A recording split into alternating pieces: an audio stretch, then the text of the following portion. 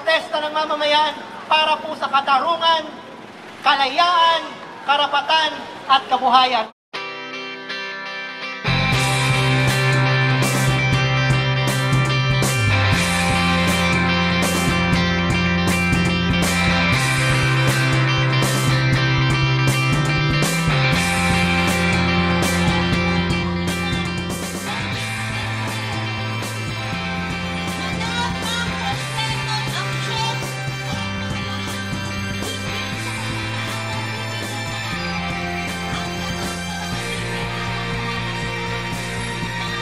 Balikan ang nangyari sa panahong ang kanyang ina.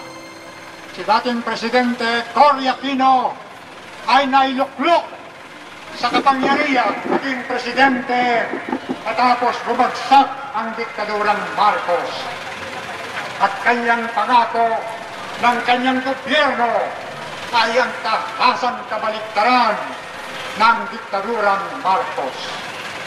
Ngunit nagpantulot si Cory Aquino, mas dinilig niya ang kaniyang mga tagapayo sa panawagan, halimbawa ni dating Senador Jose W. Diokno na kaniyang ninombrahan bilang tagapangulo ng Presidential Commission on Human Rights na lahat ng mga dekretong laban sa karapatan ng mamamayan, mga mapanil na mga batas sa ilalim ng diktadura ay pawalan ng saysay. Ngayon, nariyan na naman parang nandun tayo